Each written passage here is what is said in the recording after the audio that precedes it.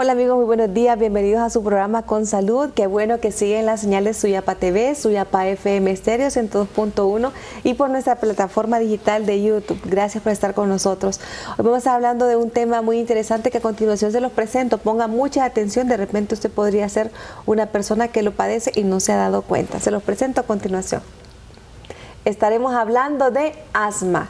Asma es una enfermedad que muchas personas desconocen que la tienen, pero para ahondar en el tema me acompaña el doctor Pablo Cerritos del Instituto Cardiopulmonar. Bienvenido, doctor, qué gusto. Gracias por invitarme, gracias por compartir contigo este espacio, porque en alguna forma tenemos que educar a la población para que sepa realmente qué es el asma bronquial, para que conozca los signos y síntomas, tanto en sus niños recién nacidos, lactantes mayores, adolescentes, y también para que las personas adultas sepan cuándo el adulto mayor está en crisis. Así que sí.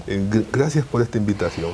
Viera qué interesante es este tema, doctor, porque muchas personas creen no ser asmáticas y de repente han tenido una vida, una juventud bien, sin ninguna crisis, y en un momento de un estrés o cualquier situación le puede llevar a una crisis de asma. Sí, es que el asma tiene un componente genético, pero entre ese componente genético podemos decir de que también hay algunos factores que no son genéticos, sino que son externos. En el pasado hablábamos de asma intrínseca, extrínseca, pero esos términos los fuimos cambiando por asma bronquial, sí, porque hay un componente genético. Entonces, cuando elaboramos una historia clínica, cuando estamos platicando con nuestros pacientes, procuramos preguntarles sobre los antecedentes familiares, sobre si algún abuelo, algún tío, algún padre o algún hermano ha presentado disnea o broncoespasmo o ha tenido un diagnóstico correcto de asma bronquial. Y a eso, como el factor genético, nos da la pauta de que sí, ese pacientito o ese paciente adulto mayor, en alguna forma sí, podemos pensar que sí tiene asma bronquial. Esa parte es bien importante porque en la parte de neumología hay muchas cosas que podrían parecerse pero no ser lo mismo. Entonces cuando hablamos de asma y nosotros viene la palabra asma, pensamos en un cuadro agudo, una cuestión de crisis donde la persona no puede respirar, se le imposibilita la respiración como lo menciono, ¿verdad? Pero hay otras manifestaciones que podrían darse. ¿Cuáles son esas manifestaciones más comunes, doctor, que se presentan en el asma? Bueno, como estamos, tu programa es muy educativo, vamos a orientar a la población. Vamos a definir que el asma es un proceso crónico que se controla, que hay, como dicen, un broncoespasmo, porque los bronquios se llenan de secreciones. No puede respirar la persona en ese momento, doctor. Sí, por eso es que íbamos a definir primero lo que es el asma. Claro, claro. Una enfermedad crónica ligada a factores genéticos, donde influyen factores inmunológicos que hacen que el bronquio se reduzca de tamaño por las secreciones y el paciente no puede respirar. Pero también, ya una vez que hablamos de qué es el asma, podemos definir los síntomas o signos como qué es lo que te agrada a ti, qué es lo que va a presentar un paciente en dos etapas, cuando está controlado y cuando está en crisis. Cuando está controlado, normalmente el paciente dice, es que de noche me pega tos, no puedo dormir. Pero cuando está en crisis, el paciente dice, siento que me muero. Y en efecto, el paciente siente que se muere porque tiene tos, disnea o dificultad respiratoria, siente una opresión en el pecho, como que no puede entrar el aire, mucho menos sacar el aire, y suena un silbidito parecido así como... Entonces eso nos indica que el paciente está en crisis. Sí. Cuando llegan al hospital del tórax o al hospital cardiopulmonar, como actualmente se le conoce, Lo primero que hace el médico que lo recibe en emergencia, el paciente adulto mayor o niño que está en crisis, es primero tomarle la presión arterial de oxígeno en un dedo para ver si está en valores de que pueden salir de la crisis en la emergencia o que hay que hospitalizarlos. Si los valores reportan que hay un 94% de oxigenación, automáticamente ese paciente hay que nebulizarlo y considerar que debe ser hospitalizado porque no va a salir de esa crisis. Eso es lo relacionado a lo que debe hacer el médico que está en la emergencia. Lo que debe hacer la madre o los familiares del paciente adulto mayor es procurar cuando el niño comienza a tener dificultad respiratoria, sibilancia, tiraje intercostal, que con las costillas como que se unen, se separan, se separan. Si ven eso en la madre, en su niño, inmediatamente tienen que irse para la emergencia del hospital del tórax. ¿Por qué? Porque ese niño no va a salir en su hogar o en el lugar donde se encuentre, no, tiene que ir al tórax, porque allí los médicos que están allí en alguna forma han sido calificados y capacitados para resolver esa cuestión de crisis. Para que la gente en casa lo comprenda bien, donde nos estén siguiendo en ese momento, es que no es una crisis que puede controlarse, que uno como familiar lo puede controlar, debe ser visto, atendido por un equipo médico capacitado en el momento de una crisis de este tipo. La madre va aprendiendo desde que su niño nace a darse cuenta cuando el niño realmente no va a salir con lo que uno le indica a la madre. ¿Qué es lo que le indica a la madre? Uno es que lo puede nebulizar con bromuro de hipatropio, con salbutamol o con manzanilla.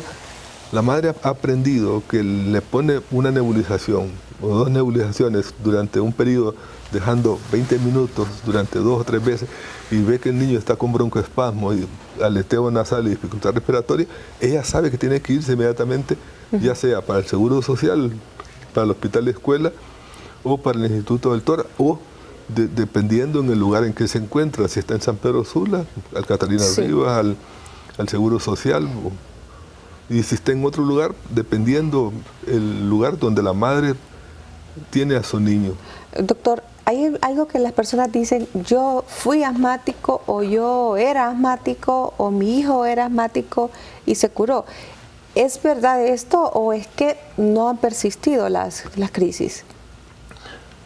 Lo que pasa es que el asma es una enfermedad crónica, pero reversible. Reversible significa de que la crisis puede ceder, que la crisis puede desaparecer, pero no va a desaparecer como algunos médicos antiguos decían, tranquilicemos al paciente a ver qué sucede. Lo que va a suceder es que el paciente se va a enojar si es adulto y va a decir, oiga, doctor, ¿a qué hora me va a atender? Y si es un niño, la madre le va a decir al médico, oiga, doctor, ¿no ve que mi hijo se está muriendo? Entonces, el médico tiene que entender que el pasado no es el presente de la medicina, que ha habido una evolución y que tienen que tomarse decisiones correctas, porque para eso se ha inventado un oxímetro que nos indica realmente el estado de gravedad del paciente. Pero la madre tiene que saber que en su casa ese niño tiene factores genéticos, inmunológicos, que en alguna forma nunca van a desaparecer. O sea, la predisposición a tener un problema respiratorio agudo o crisis, como se le conoce, siempre va a existir. Por lo tanto, tienen que seguir el tratamiento que el médico les ordena. Pongamos nosotros, le decimos a nuestros pacientes, usted tiene que darle este medicamento, llamémosle bromuro de hipatropio, o salbutamol o beclometasona. Sabemos que después de que sale de la crisis, que ha recibido bromuro de hipatropio o salbutamol, tiene que seguir durante mucho tiempo con beclometasona, porque si no lo hace, a los 3 o 6 meses o 12 meses va a volver otra vez a presentar una crisis respiratoria. Esa parte es muy importante y vamos a hacer una pausa porque de repente pasa la crisis, efectivamente sale bien librado el niño, la niña, ¿verdad? La persona que está padeciendo esta crisis asmática, pero no hay una continuidad en el tratamiento. Y cuando vuelve a aparecer una crisis de esta, puede venir mucho más severa, mucho más fuerte. Vamos a hacer una pausa, doctor. En un momento regresamos. Vamos a hablar de los tipos de asma que existen. Hay personas que pasan durante todo el año con problemas de este tipo. Sin embargo, hay otros que se les dan con cierta intermitencia. Es decir, estuve bien 2 meses y 4 meses no, o viceversa. De eso estaremos hablando al regreso de la pausa. Continúa con nosotros. Ya regresamos a su programa Con Salud.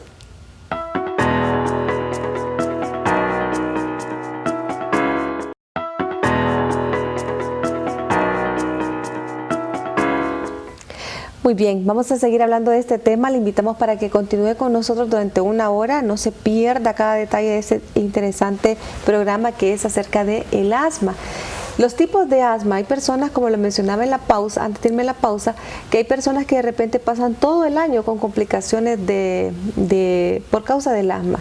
Y otros que tienen crisis intermitentes, es decir, que estuve bien hoy y dentro de 5 meses me vuelvo a poner mal, o dentro de 1 semana, o sea, va a cambiar. Pero hay factores también que tienen que ver con el ambiente externo, que nos conllevan o que nos llevan a padecer de una crisis asmática. El doctor Pablo Cerritos pues, nos va a hablar acerca de esto. Sí, tú tienes razón. Hay factores internos y hay factores externos. Entre los factores internos tenemos los de orden inmunológico, los genéticos. Y entre los genéticos tenemos la rinitis alérgica, que en alguna forma hace que presenten una conjuntivitis alérgica el niño o el adulto, que presenten congestión nasal, rinorea, y que esa rinorea a veces no sale hacia afuera, sino que se va hacia los bronquios provocando una crisis. Pero también hay otros factores externos. Entre los factores externos están el polen, o sea, los ambientales, los del medio en que vive el niño o el adulto, que es en una casa donde no limpian adecuadamente la sábana o los peluches, o también existen otros factores externos, de que en esa casa también tienen gatos o perros, y sí, en alguna forma estas personas, espero que no se molesten conmigo, quieren mucho a ese perro, lo abrazan, inclusive hasta lo besan, y no se dan cuenta que en alguna forma, por ser ellos sí, hiperreactivos o padecer de rinitis o de asma, van a desencadenar o una crisis aguda de rinosinusitis con esa secreción que les va a provocar una crisis de asma, o tienen que decidir o estar padeciendo periódicamente de crisis de asma, o separarse del animalito y regalándolo a otra persona que no tenga este tipo de problema. Ya saben ustedes que tanto los gatos como los perros sí, producen eso, por mucho que los laven, por mucho que los aseen, por mucho... Sí. Aquí la parte de respiración, doctor, es importante que lo mencionemos. Muchas veces hay un factor de sobreprotección de las madres hacia los hijos, y de repente decimos, no quiero que el niño corra, porque si el niño corre o hace mucha actividad, le va a venir una crisis asmática. ¿Sí tiene esto alguna relación, o es un factor de sobreprotección de parte de la madre o el padre? No, la función de los padres, especialmente de la madre, es amar a su hijo sobre todas las cosas. ¿Por qué? Porque la madre es un reflejo de Dios. Pero tenemos que entender que el ejercicio también provoca crisis de asma. Sí. Pero los médicos les hemos enseñado a las madres o a los pacientes adolescentes que antes de hacer ejercicio o correr o jugar un partido de básquet, béis, fútbol, tienen que usar 2 inhalaciones, ya sea de bromuro hipatropio o de salbutamol. Para que esté despejada la vía aérea. Y que no les vaya a provocar una crisis. Sí. O sea, eso se lo enseñamos a las madres. Pongamos los niños menores de 2 años, procuramos que utilicen más el bromuro hipatropio. En los mayores de 2 hasta la edad adulta mayor, no hay problema que utilicen salbutamol. Pero eso permite de que no caigan en una crisis respiratoria. ¿Sí? Es importante mencionar esto, que este tipo de fármacos, hay personas que los usan de forma permanente. Otros, sin embargo, no, lo usan por cierto tiempo. ¿De qué va a depender esto, doctor? Va a depender de la educación que le han dado al médico en relación a cómo tratar el asma. Pongamos, las escuelas europeas sugieren que no seguir las indicaciones del médico o el médico no dar las indicaciones correspondientes como corresponde, predisponen a estos pacientes a que presenten crisis respiratorias o de asma. O sea, una de las causas principales de crisis respiratoria a veces no es el polen, no son los ácaros, no son los perritos ni los gatos, sino que es el médico que en alguna forma no orientó correctamente a la madre. Yo al comienzo de la exposición dije de que si no se utiliza la beclometasona durante un tiempo prolongado y permanente, automáticamente la posibilidad de presentar una crisis es mayor, a pesar de que el paciente se sienta bien, pero no orientar, no educar a la madre, y la madre no darle el tratamiento por ahorrar dinero, sí, porque a veces no están asegurados los niños o porque no van periódicamente a los hospitales del Estado o al centro de salud a traer estos broncodilatadores. Entonces, ese fracaso terapéutico es ocasionado por irresponsabilidad, en primer lugar del médico que no orienta y educa a la madre, o de la madre que se le olvidó por estar viendo la novela Son Bromas. Doctor, ahí tengo una pregunta con esto respecto a los inhaladores. ¿Puede existir el temor de los padres cuando les dicen que hay que suministrarle a sus hijos, ¿verdad?, estos inhaladores para que ellos despejen la vía aérea, que cause un efecto secundario o un daño por el uso continuo y prolongado? ¿Ocurre así considerando que son esteroides? Recuerda que los esteroides, o sea, cuando yo te dije que se ha evolucionado, es porque en una época no existían corticosteroides en spray, o sea, beclometasona, sino que era prednisona o metilprednisolona. Entonces, en los niños sí, o en las personas adultas mayores, y especialmente en las mujeres, la posibilidad que en los niños se quedaran un poco chaparritos era mayor porque utilizaban corticosteroides por vía oral. Pero tópicos así en spray no provocan ningún problema de falta del desarrollo. En la mujer provocaba osteoporosis el uso de prednisona, y en los varones provocaba un Cushing. Cushing significa que cada vez se miraban bien gorditos, que parecían así simpáticos como gorditos. Entonces era por el uso de los corticosteroides. O sea, las cosas han cambiado, la medicina ha evolucionado. Y gracias a Dios que ha evolucionado, porque en la actualidad se sabe fisiológicamente cuál es el componente que provoca el asma. Llámese poliveración de histamina o por leucotrieno. Entonces hay medicamentos que en alguna forma se pueden utilizar y dejar de usar los inhaladores, como decir Montelukast, que sirve para frenar la acción de los leucotrienos. Y hay otros medicamentos nuevos que son demasiado caros para nuestro país, que es casi como de biología micro, que una inyección vale más o menos 7.000 empiras y dura un periodo largo, llamémosle un mes o 2 meses. Entonces, o sea que es como una protección durante un mes para no presentar estas crisis. Sí, funciona, pero son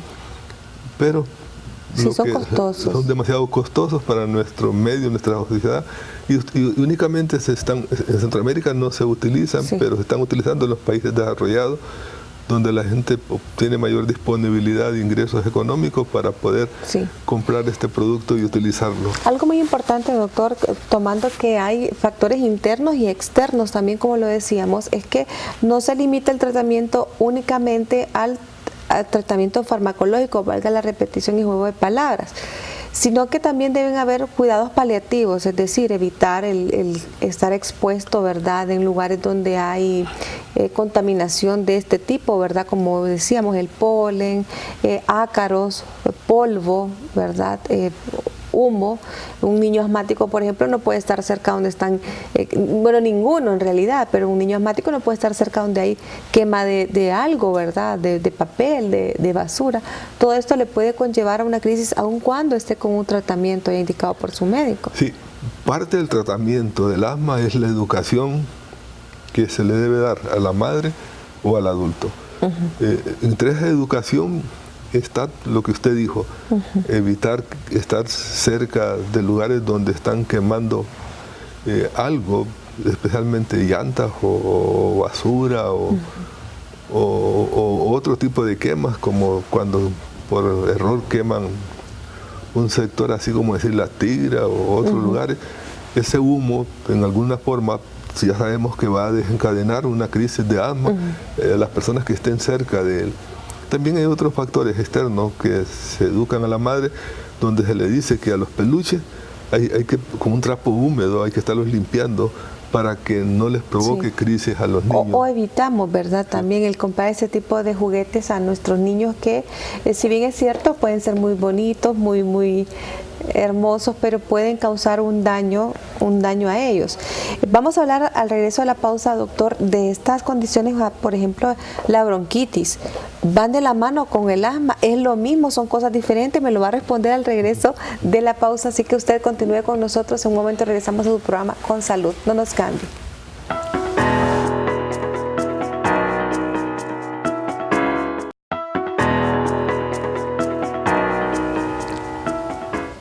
Gracias por continuar y bueno, le pedimos a nuestra productora Mita, tal vez buscamos una imagen y la vamos a escribir también para ustedes que están en radio acerca de la bronquitis. Yo le preguntaba al doctor Cerritos si la bronquitis y el asma son lo mismo, una deriva a la otra, son enfermedades aisladas, ¿cómo funciona?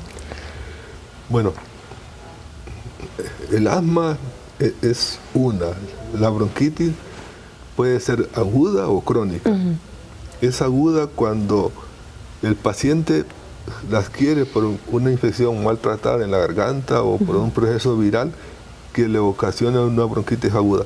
¿Qué es la bronquitis en sí? Anatómicamente, ¿qué ocurre en el cuerpo? Sí, lo que ocurre es que la bacteria que produce el proceso respiratorio agudo, que no dura más de 5 a 10 días, ya sabemos que no tiene nada que ver con el asma. Allí, cuando uno examina, no va a encontrar sibilancia. La sibilancia es característica casi siempre o del asma bronquial o de la bronquitis crónica. La bronquitis crónica es un proceso infeccioso respiratorio bronquial temporal. Muy bien. De 5 a 10 días. Que con o sin tratamiento, no, pero ustedes procuren siempre que tengan tratamiento para evitar una neumonía o una bronconeumonía. Claro. Y la bronquitis crónica ya es, como su nombre le dice, un problema crónico que no es reversible como el asma. En el asma, la crisis puede ser temporal y es reversible. Algunas veces, para saber qué tan reversible es la bronquitis, entonces lo que hacen es que hacen una prueba de función respiratoria, entonces ponen un poquito de salbutamol, nebulizan al paciente y después le hacen la prueba de las pruebas funcionales respiratorias y hay una mejoría del 200%. Automáticamente, por eso se dice que es reversible, porque se revierte la inflamación en el bronquio. En cambio, en la bronquitis, lo que hay también hay un exceso de moco. El bronquio está inflamado, pero es causado ya sea por un proceso viral o por un proceso bacteriano que cede con el tratamiento, ya sea un antibiótico y un fluidificante. El mejor fluidificante es el agua, pero yo no les voy a decir a ustedes que se tomen un vaso de agua cada 2 horas, porque no van a aceptar eso cuando existen buenos medicamentos que tienen esa propiedad de diluir el moco y hacer que desaparezca espontáneamente. En el asma, doctor, ya hemos mencionado que los factores externos, ¿verdad? Y ya lo dijimos, contaminantes, todo ese tipo de cosas dañan. ¿Qué pasa con la cuestión anímica? ¿Puede desencadenar una crisis asmática un estado de ánimo deprimido o alterado en una persona? Bueno, normalmente la madre nos dice: mi hijo no puede dormir. ¿Y cómo va a dormir si el niño en alguna forma padece de asma bronquial? también nos dice, el rendimiento académico de mi hijo va disminuyendo. ¿Cómo no va disminuyendo si el niño no duerme las horas necesarias para mantenerse lúcido y mejorar su aprendizaje en la escuela? También la madre nos dice, mi hijo pasa irritable. ¿Y cómo no va a pasar irritable si el niño siente que no puede jugar como los otros niños? O sea, hay un montón de factores que la madre nos indica. Normalmente nosotros hablamos de asma leve, moderada y todo. Decimos leve cuando durante una semana el niño tiene una crisis temporal, más o menos una vez a la semana, que le permite inclusive dormir adecuadamente y asistir a clase. Pero cuando ya la madre nos refiere que su niño no solamente no duerme un día, sino que durante varias noches, entonces ya sabemos que tenemos que ser más responsables y más cuidadosos en el tratamiento de este niño, porque no podemos permitir que deje de ser un niño que tenga las condiciones necesarias que tienen los niños que en alguna forma no padecen de asma. O sea, el médico es más responsable que la madre de la atención y el cuidado del niño, porque esa es nuestra función. Yo voy a hablar un poco de diagnóstico, pero no me voy a saltar un poquito, ¿verdad? Y quiero preguntarle algo de cerca del salbutamol. En algunos casos se han presentado cuadros de taquicardia. Pregunto, ¿esto es un efecto secundario del suministro del medicamento o es por una dosis mucho mayor a la que debería recibir la persona con la nebulización? Bueno, normalmente uno le dice a la madre, dele una aspiración o una inhalación en niños menores de 1 año y 2 en niños mayores de 2 años. Pero uno le dice, si uno ve que el niño tiene tiraje respiratorio y un broncoespasmo, y cuando le hacemos la prueba de oximetría en el hospital, vemos que está ahí arriba del 94, 96, 98, sabemos que ese niño se puede ir para su casa, porque aparentemente, creemos nosotros que ha superado la crisis. Le decimos a la madre, dele cada 4 horas durante 24 horas, después cada 6 horas durante 3 días, después cada 8 horas, o sea, vamos paulatinamente. Pero, ¿qué es lo que pasa en los adultos mayores? Los adultos mayores parece como que no nos entienden, como que no nos escuchan, y nosotros le decimos 2 inhalaciones cada 4 o cada 6. No, ellos lo agarran como que fuera un juguete. Hay un exceso. Hay un exceso, y eso les puede producir una arritmia cardíaca o esa sensación de que el corazón se les sale, palpitaciones, y una arritmia cardíaca sí les puede causar problemas cardíacos e inclusive hasta la muerte. Sí, exactamente, y esa parte es importante, doctor, porque de repente la persona dice, ay, me va a dar la crisis, y como es un medicamento que lo tiene, ¿verdad?, en su mano, entonces de repente si es un adulto dice, ay, siento que me va a dar, sin haber experimentado la crisis en sí, y lo usan indiscriminadamente. Es que el problema está, el paciente no puede definir todavía si debe utilizar un broncodilatador de rescate o un broncodilatador de control. Entonces, pensemos psicológicamente cómo se siente el que tiene una crisis. Claro. A veces la sensación de estrés, de ansiedad, hace más daño que realmente el broncoespasmo o que la enfermedad misma. Sí. Entonces, el médico por eso tiene que usar no solamente la inteligencia, sino que el estetoscopio para definir si realmente hay una sibilancia o no existe una sibilancia. Porque si existe una sibilancia, comencemos con los de rescate, que significa cada 4 horas, nebulizaciones. Pero una vez que pase esta etapa, pasemos a los que duran 12 o 24 horas. Casi en esa etapa no se usa el salbutamol, sino que bromuro de ipatropio combinado con corticosteroides. O sea, la medicina ha evolucionado, los tratamientos han evolucionado.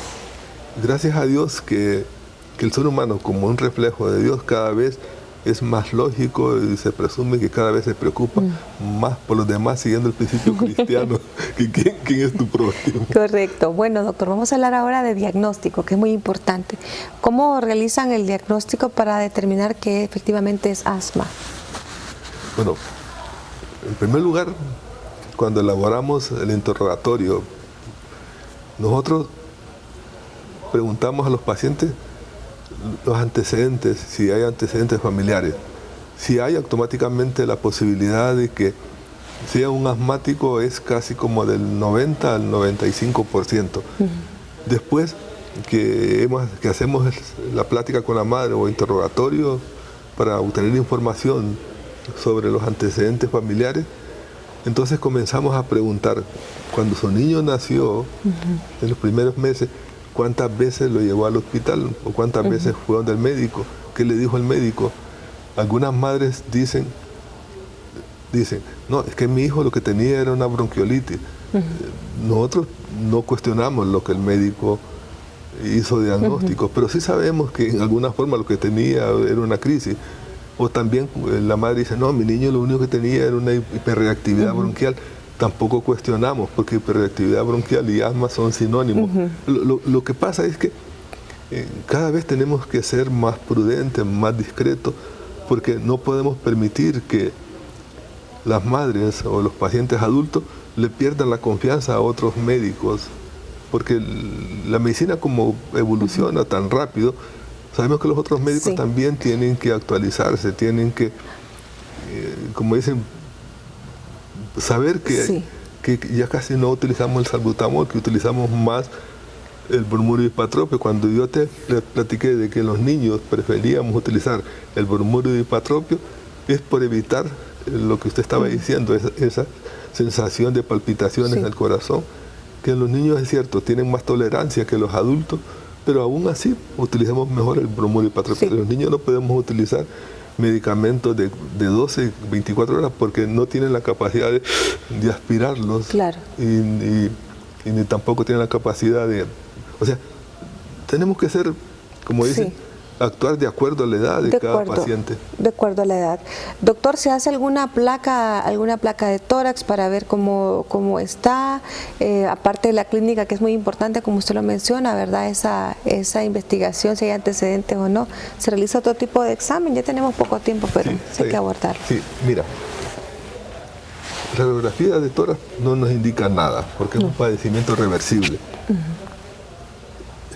Utilizamos mejor pruebas de alergia, el Pico test, o examen así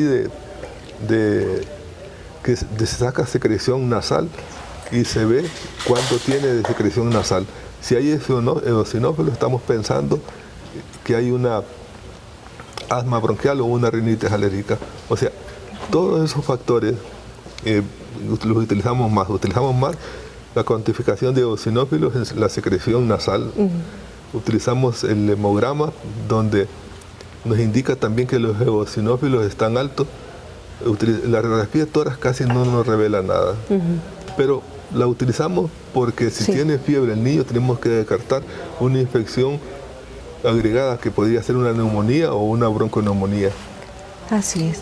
Bueno, doctor, estamos llegando al final. ¿Dónde lo podemos localizar en la consulta privada? No tengo, pero en el tórax estamos para servirle. Espero que no se molesten porque digo que no tengo, pero ahí lo pueden encontrar.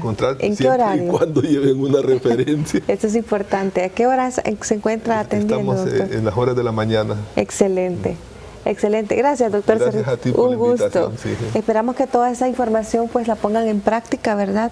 No hay que automedicar a los niños, a las niñas, o usted mismo siendo un adulto asmático. Lo ideal es que vaya a un control, porque recuerde que la dosis del medicamento puede cambiar o incluso el tratamiento en sí puede ir variando a medida que usted evolucione con la enfermedad. Bueno, gracias por habernos acompañado. Les recordamos siempre estar con nosotros a las 10 en punto por Suyapa TV, Suyapa FM Estéreo, por YouTube, y puede ver en repetición el programa hoy a las 11 de la noche por Suyapa TV. Hasta pronto.